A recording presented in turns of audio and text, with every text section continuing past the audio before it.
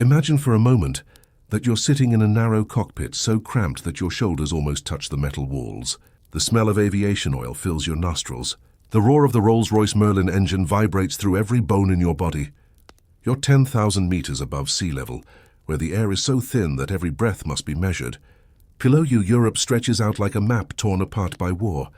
And all around you, the endless sky where death could come from any direction at any second. This was the reality of a P-51 Mustang pilot during World War II, a reality few could comprehend until they experienced it firsthand. Before we continue, if you enjoy real stories about aviation and war, subscribe to the channel and leave a comment about the time you watched this video. Let's get started. The year was 1943. The war in Europe was at its most critical. American B-17 and B-24 bombers crisscrossed the European sky in massive formations, taking the war to the heart of Nazi Germany. But there was a terrible problem. These bombers, even with all their defensive artillery, were being massacred by German fighters. The losses were staggering. On some missions, more than 20% of the bombers failed to return. The pilots knew their chances of completing the 25 missions required to return home were slim. They needed escort. They needed protection. But no Allied fighter had enough range to accompany them to Berlin and back. Then it came. The North American P-51 Mustang, a plane that would completely change the course of aerial warfare. With its sleek design, elongated nose, and thin wings, it didn't just look fast. It was fast. Powered by the Rolls-Royce Merlin engine, the same used in British Spitfires, the Mustang could fly at over 700 kilometers per hour. But speed wasn't its only advantage. With extra fuel tanks installed in the wings and fuselage, the P-51 had something no other fighter had: range. It could fly from England to Berlin, fight in German skies, and still return home. For the first time, bombers would have guardian angels who wouldn't abandon them along the way. But who were the men piloting these magnificent machines? They were young, most in their early 20s. Many had barely finished high school when they enlisted. They came from small towns in the American Midwest, farms in Iowa, working-class neighborhoods in Detroit, ranches in Texas. They were the sons of mechanics, farmers, teachers, boys who had never flown anything other than tractors or old cars. And suddenly, after months of intense training, they found themselves at the controls of one of the most sophisticated aircraft ever built, flying over enemy territory, hunting veteran German pilots who had been flying since the beginning of the war. The training was brutal. It began in the United States, at bases scattered across the country. Pilot candidates first learned the fundamentals of flying in trainer aircraft, like the PT-17 Stearman, an open biplane where they felt the wind in their faces. Then they progressed to the BT-13 Valiant, nicknamed the Vibrator for obvious reasons. Finally, they reached advanced trainers like the AT-6 Texan, where they learned aerobatics, aerial gunnery, and training. But nothing, absolutely nothing, could fully prepare them for what they would encounter in the European skies. When they finally crossed the Atlantic and arrived in England, usually by transport ship, the reality of war hit them like a punch. England was scarred by war. Bombed cities, severe rationing, constantly patrolled skies. American air bases scattered across the English countryside were isolated military towns.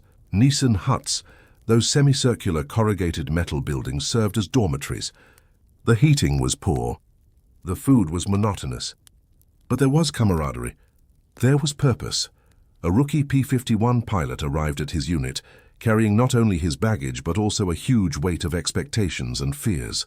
He was assigned to a squadron, given his own plane or sometimes shared one with another pilot, and met the veterans. Men with looks older than their young faces suggested. Men who had seen friends blown up in mid-air, who had shot other men who bore invisible scars. These veterans watched the rookies with a mixture of sympathy and skepticism. They knew many of these boys wouldn't survive their first missions. A Mustang pilot's routine began early, usually before dawn. Their sergeant would enter the quarters, shouting to wake the pilots scheduled for the day's mission. They would rise from their interrupted sleep, don their flight suits, and walk through the cold English morning mist to the briefing room. There, before a large map of Europe, marked with known routes, targets, and enemy positions, the intelligence officer would explain the mission. Which bomber formation they would escort, what the route would be, where they expected to encounter enemy fighters. what the objective of the bombing mission was, who would lead each four-plane element, radio codes, emergency procedures, weather forecast. Then came the questions. There were always questions. And then the stomach-churning moment. The officer looked at the assembled men and said something like, "Gentlemen, we expect heavy enemy resistance today. Maintain formation, protect the bombers, and good luck, good luck." As if luck were enough. After the briefing, the pilots went to the equipment room. There they donned their electrically heated flight suits, essential at the freezing altitudes where they operated. They donned their life jackets, nicknamed Mae Wests for their bulky appearance. They grabbed their parachutes, leather helmets, oxygen masks, and gloves. Each pilot also carried an escape and evasion kit, silk maps, a compass hidden in a button, currency from various European countries, and sometimes identification photos for false documents. Because everyone knew there was a real possibility of being shot down over occupied territory, then came the trucks that took them to the flight line. And there they were, rows of P-51 Mustangs, each painted with the colors and markings of its squadron. Some had elaborately painted noses, the names of girlfriends, wives, and mothers. Others had swastikas painted below the cockpit, one for each aerial victory. The ground mechanics had already prepared the planes, checked every system, fueled the tanks, and loaded the ammunition for the 650 machine guns. These mechanics were unsung heroes. They worked endless shifts, often in rain and snow, to ensure that each plane was in perfect condition. The pilot performed his own external inspection, walking around the plane, checking the control surfaces, tires, and propeller. Then he climbed onto the wing and descended into the narrow cockpit. A mechanic helped him fasten his seatbelts and attach the oxygen and heating cables. The P-51's cockpit was cramped, but offered excellent visibility, thanks to the bubble-shaped glass canopy design introduced on the D variant. The pilot could see in all directions, crucial for spotting enemy fighters. The starting procedure was a ritual. Check instruments, rich mixture, fuel pump on, magnetos engaged. Then the magical moment when the Merlin engine sputtered to life. First a few coughs, then a growing roar that turned into a deep, powerful rumble. 1,490 horsepower vibrated through the fuselage. The propeller became a blur of silver. The smell of high-octane fuel and hot oil filled the air. One by one, the Mustangs taxied to the runway threshold, their noses tilted upward, making it difficult to see ahead, forcing the pilots to make S-turns to see where they were going. At the threshold, a final engine check. Increase power. Check magnetos. Check pressures and temperatures. All green. The control tower gave the green light, and then full throttle. Takeoff in a P-51 loaded with fuel and ammunition was always tense. The plane sped down the runway, gaining speed, the roar of the engine deafening even through the helmet. 70, 80, 90 miles per hour, pulling back gently on the stick. And then that moment of transition, when the wheels left the ground and the pilot was born again into the element for which he had trained, the sky. They climbed in formation, squadron after squadron, joining together into larger groups. The sky over England was filled with American aircraft.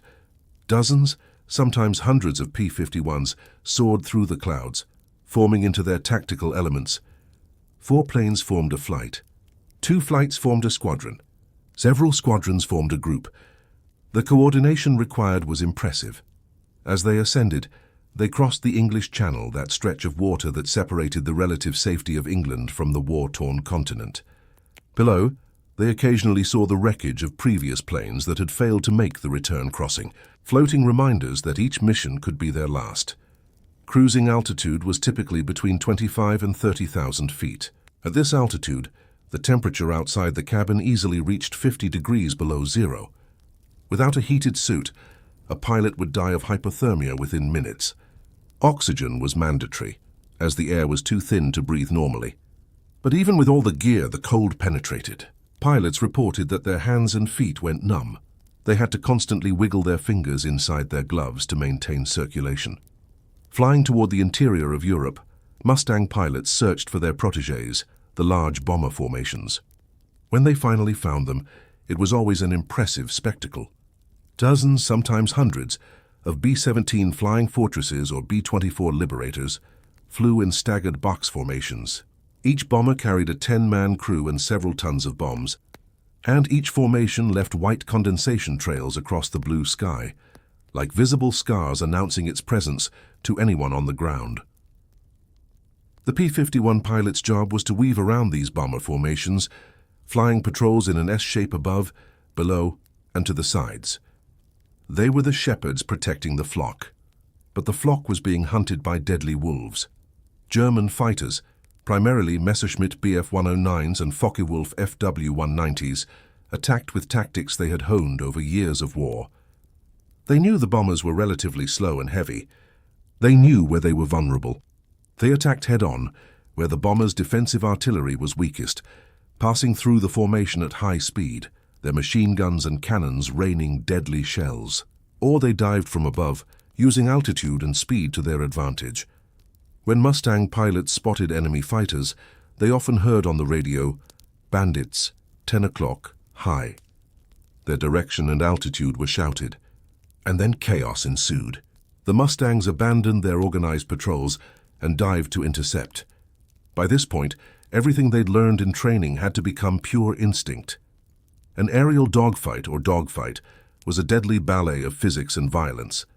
Two planes, sometimes more, circled each other in ever-tightening spirals, each pilot trying to position himself behind the other. Because in World War II aerial warfare, position was everything.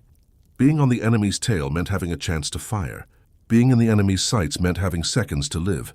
The pilots pulled violent Gs in tight turns. 3, 4, 5 times the force of gravity pressed their bodies against the seats. The blood drained from their heads. Tunnel vision.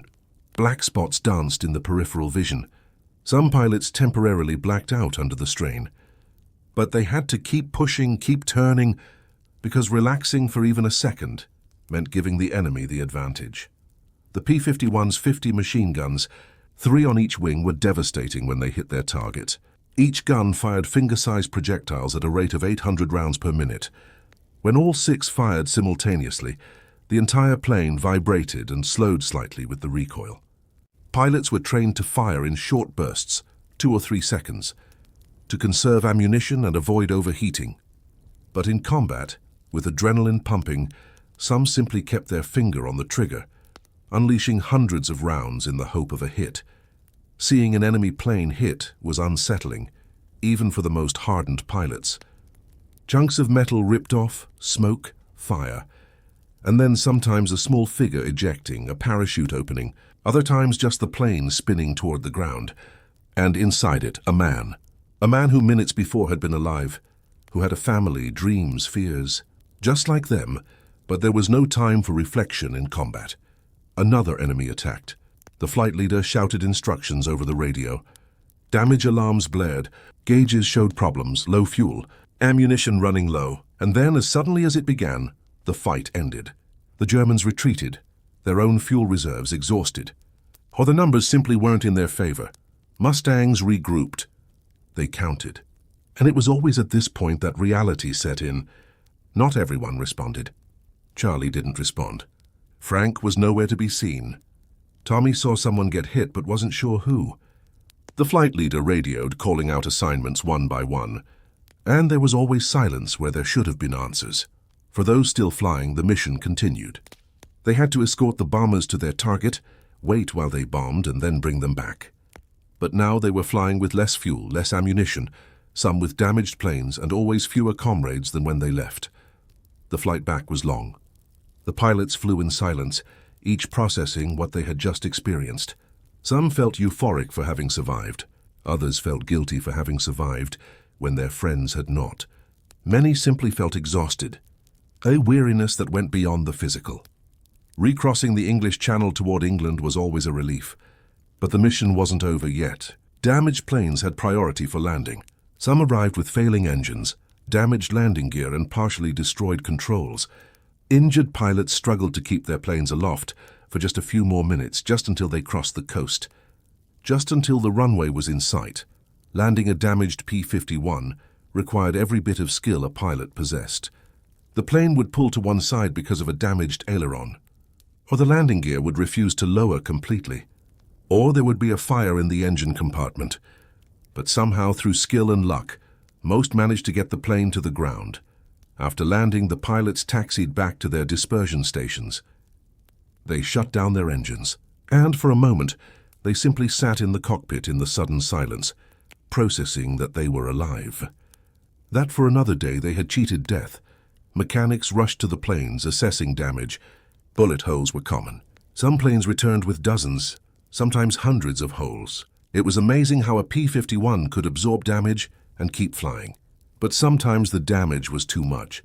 Planes were declared total losses, even though they had made it back. During the debriefing, the pilots reported everything they saw. How many enemy planes they encountered, how many they engaged, how many they believed they had shot down, where they saw bombers being hit, where they saw parachutes, where they saw anti-aircraft batteries. Every bit of information was invaluable for planning future missions. And then came the questions no one wanted to ask, but had to be asked. Who didn't come back? Did anyone see what happened to Lieutenant Johnson? Did anyone see a parachute? Was there any chance he landed in friendly or neutral territory? The statistics were grim. During the air war over Europe, fighter pilot losses were terrible. While not as high as those of bomber crews, who faced truly horrific casualty rates, fighter pilots still died regularly. And for those who survived, the psychological stress was immense. They were expected to fly mission after mission, day after day watching friends die, killing enemies, constantly living on the edge between life and death. Many developed what was then called combat fatigue, what we would now recognize as post-traumatic stress disorder. Tremors, insomnia, nightmares. Some simply froze, losing the ability to function as pilots. Others became reckless, taking unnecessary risks as if subconsciously wishing it all away. But between missions, life went on. The pilots tried to maintain some semblance of normalcy. They played cards. They wrote letters home, always careful not to worry their families with the real dangers they faced. They went to nearby towns when they had time off, drank in English pubs, danced with local girls. They formed deep bonds with their squadron mates, friendships forged in the fire that would last a lifetime for those who survived, and there were moments of light-heartedness. Pilots painted their planes with elaborate art, giving their war machines personality. They adopted squadron mascots, usually dogs that roamed the bases. They joked with each other, because humor, even dark humor, was a way to deal with the unimaginable. As the war progressed, and 1943 became 1944, and then 1945, P-51 Mustang pilots gradually gained air superiority over Europe. Not because the P-51 was necessarily superior to all German fighters in every situation, although it was certainly one of the best, but because there were more of them, flown by increasingly experienced pilots, supported by an American industry that produced aircraft, fuel, and ammunition in quantities the Germans simply could not match. Mustang pilots also began flying ground-strafing missions, attacking targets of opportunity while returning from escort missions, trains, truck convoys, airfields. These missions were dangerous in their own right. Flying low and slow made the planes vulnerable to light anti-aircraft fire, the kind that could be fired by a single soldier with a machine gun. Many pilots were lost on these ground attack missions, but they kept flying. They kept fighting because they believed in the cause, because they didn't want to let their comrades down. Because despite all the fear, there was also something indescribable about flying those magnificent machines through the European sky. A sense of freedom, of purpose, of being alive in a way few people would ever experience. When the war finally ended in May 1945, P-51 Mustang pilots had played a crucial role in the Allied victory. They had escorted tens of thousands of bombers. They had shot down thousands of enemy planes.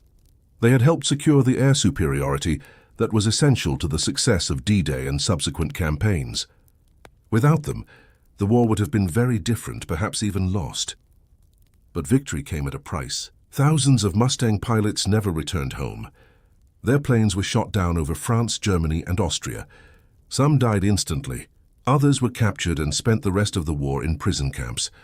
Some managed to escape, aided by courageous resistance networks who risked their own lives to help fallen Allied airmen escape through secret routes to neutral Spain or back to Allied lines. For those who survived and returned home, readjusting to civilian life was strange.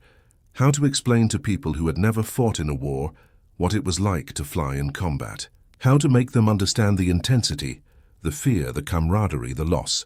Many simply didn't talk about it. They kept their experiences to themselves, sharing them only with other veterans who would understand. As the decades passed, as these men aged, many finally began to speak out, to share their stories with their children and grandchildren, to attend veterans' reunions, to write memoirs, because they realized their experiences mattered, that the lessons learned about courage, about sacrifice, about the true cost of freedom needed to be passed on. The P-51 Mustang itself has become an icon, considered by many to be the finest fighter of World War II, certainly one of the most important. Today, the few Mustangs still flying are treated as national treasures. When they appear at air shows, crowds gather to see and hear that unmistakable roar of the Merlin engine. And for the veterans who flew them, seeing a Mustang fly again brings tears to the eyes. Tears of memory, of pride, of loss, because every Mustang flying today represents not only a marvel of engineering, but also the thousands of young men who flew them in combat. Young men who faced the unimaginable with courage they could hardly believe they possessed. Young men who became men in the fires of war. Young men who, in many cases, never had the chance to grow old. The life of a P-51 Mustang pilot was a life of extremes. Moments of absolute terror interspersed with moments of profound camaraderie. Days of boredom followed by minutes of intense action where every second mattered. The constant awareness of one's own mortality, balanced with the sense of invincibility that comes with being in your 20s and flying one of the fastest aircraft in the world. They saw Europe from a perspective few have. From above, they saw the scars of war, bombed cities, battlefields, but they also saw beauty. The sun rising over the Alps, the Mediterranean Sea shining blue and infinite, medieval castles that bore witness to centuries of human history. And through it all, they flew with the mission to protect, to fight, to survive another day. When we think about them now, decades later, it's important to remember that they weren't superheroes. They were ordinary people called to do extraordinary things. They felt fear. They felt doubt. But they did their job anyway, because they believed it was the right thing to do, because their friends depended on them, because the people back home depended on them. The story of these pilots is one of sacrifice, not just of those who died, though we certainly honor and remember them, but also of those who survived and carried the memories for the rest of their lives, who woke from nightmares decades later, still seeing planes crashing, still hearing the voices of dead friends on the radio, who never spoke of the things they saw and did because they were too heavy to put into words. But it was also a story of triumph, of men who faced down one of the most malevolent regimes in history and helped defeat it, who made a difference when a difference needed to be made, who proved that courage is not the absence of fear, but acting in spite of it. And in their final moments on Earth, when age finally achieved what bullets could not, many of these veterans spoke of their days flying Mustangs, not with bitterness or regret, but with a kind of melancholy satisfaction. Because they had lived, really lived, with an intensity few people know. They had seen the best and the worst of humanity. They had formed friendships that transcended death itself. They had been part of something bigger than themselves. There was a common saying among World War II fighter pilots. There were old pilots and there were daring pilots, but there were no old and daring pilots. It was a dark form of humor that acknowledged the brutal truth. Risking too much meant not coming home, but being too cautious could also mean failing to protect one's comrades. Each pilot had to find his own balance between courage and prudence.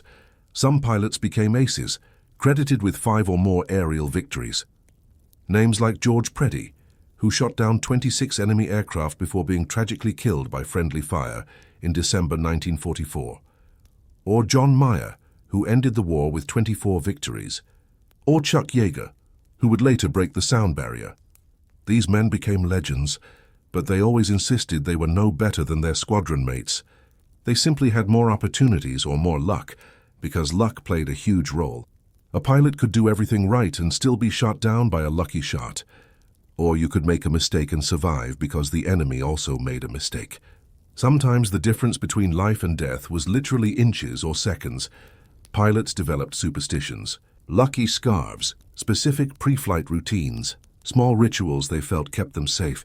Rationally, they knew these things made no difference. But in a world where so much was beyond their control, where death could come from any direction at any moment. Having something they felt they could control, even if it was just an illusion, helped, and they helped each other. Older pilots took the rookies under their wings, literally and figuratively. They taught them lessons the manuals couldn't: how to recognize an enemy attack before it materialized, how to conserve fuel, how to remain calm when everything around them was exploding into chaos. These lessons saved lives, and when a rookie eventually shot down his first enemy plane, or simply survived his first 10 missions, it was a moment of celebration for the entire squadron, because it meant that maybe, just maybe, this kid would get a chance. Food on the bases was another important aspect of life. The Americans had a reputation for being well-stocked compared to their British allies. Real eggs instead of powdered eggs, strong coffee, meat, though often of questionable quality. For pilots who had just returned from a 6 or 7 hour mission, where they had burned thousands of calories in stress and cold, a hot meal was more than sustenance. It was comfort. It was normalcy. It was life. Letters from home were precious treasures. The mail was irregular, but when it arrived, the men gathered anxiously around the squad room, waiting to hear their names. A letter from their mother. A letter from their girlfriend. News from home seemed to come from another world, a world of normalcy they could barely remember. Reading about their younger brother's baseball game, or their father's new job, or the baby born into the family, all of it connected them to something beyond the war. It reminded them of what they were fighting to protect, and they wrote back, always carefully. They couldn't say where they were or what they were doing because of military censorship. They didn't want to worry their families with the real dangers, so they wrote about the weather, the friends they'd made, English pubs and green fields. They lied through a mission, because love sometimes requires shielding those we love from the full truth. There were also moments of pure beauty amidst the horror. A pilot flying back from a mission at dusk could see the sun setting on the horizon, painting the clouds in shades of orange, pink, and purple. In these moments, suspended between heaven and earth, between war and peace, between life and death, some pilots reported feeling a kind of transcendence, a connection to something greater, a sense that despite all the destruction and death, there was still beauty in the world. There was still reason to fight. There was still hope. The winter was particularly brutal. The European winter of 1944-1945 was one of the coldest on record. The heaters in the barracks barely worked. The pilots slept under piles of blankets. By morning, the water in the wash basins was frozen solid. Flying in these conditions was even more dangerous. Ice formed on the wings. Engines sometimes refused to start in the cold. Visibility was often reduced by fog and snow, but the missions continued, because the war didn't stop for time. The Germans still needed to be fought. The bombers still needed escort.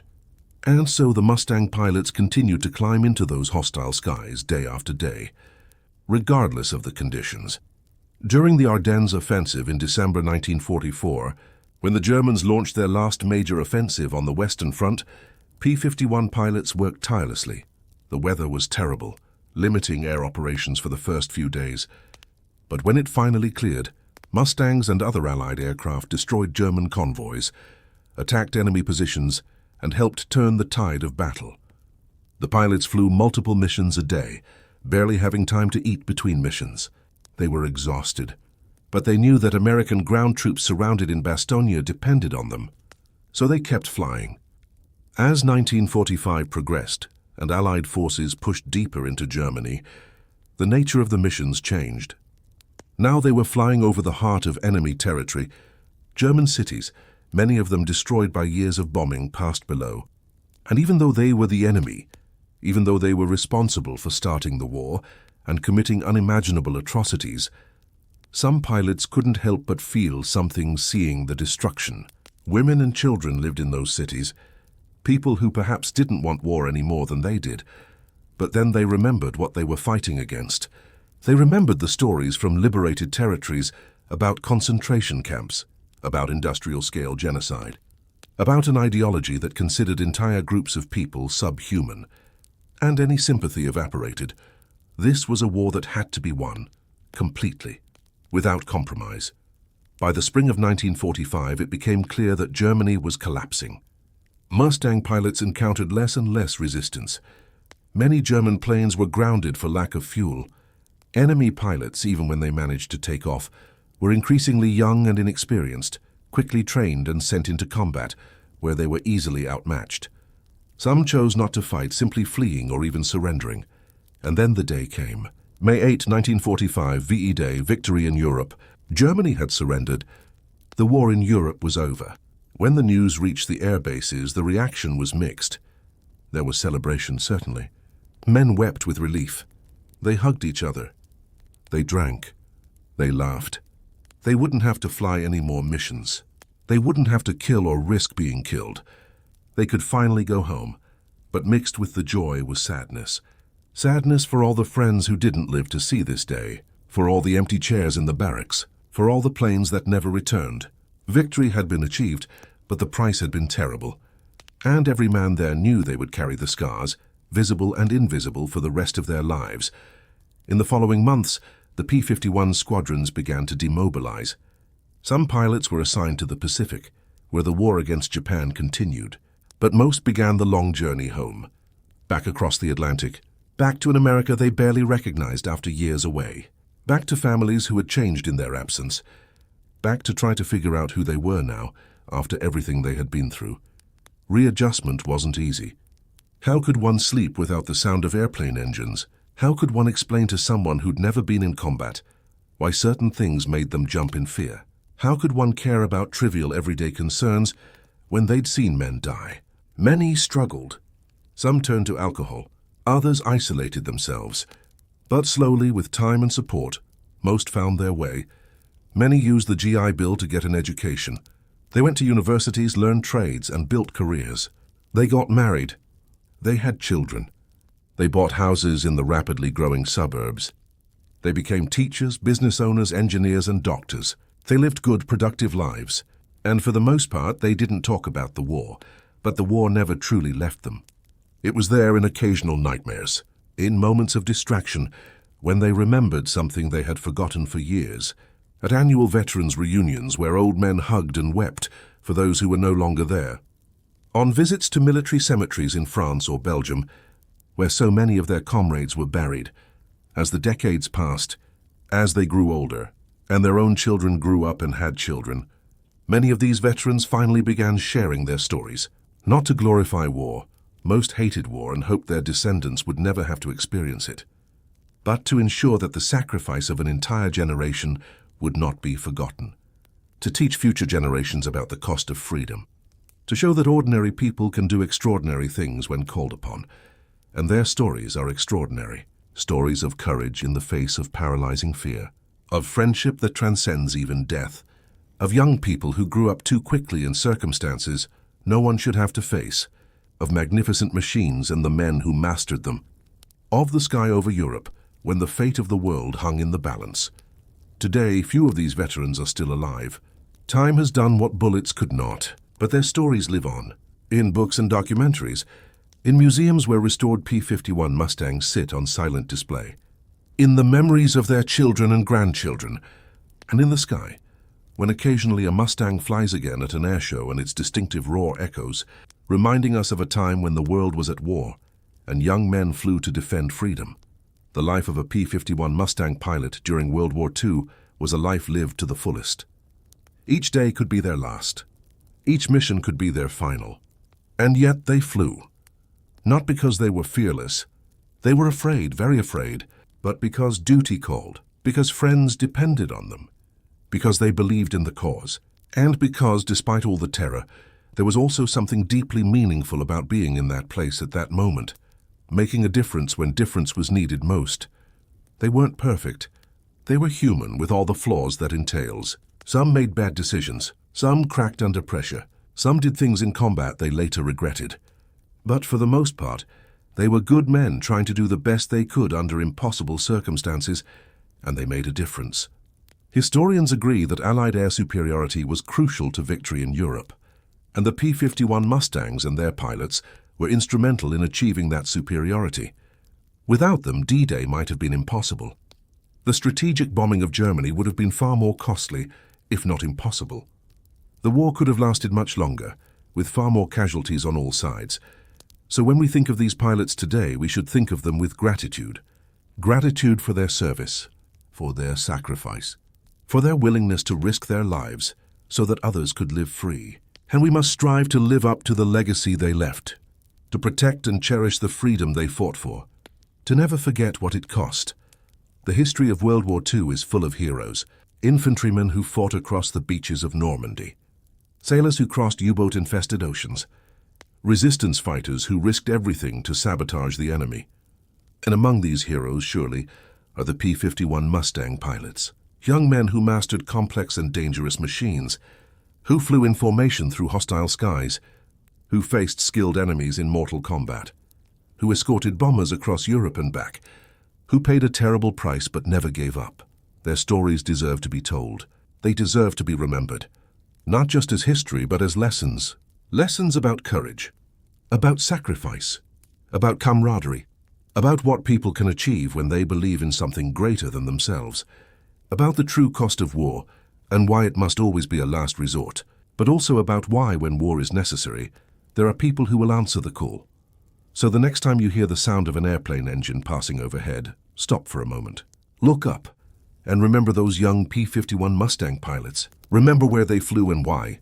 Remember what they faced and what they sacrificed. And maybe, just maybe, say a little prayer of thanks, because we live in the world they helped create, a world free of Nazism, a world where, despite all its imperfections, freedom and democracy had a chance.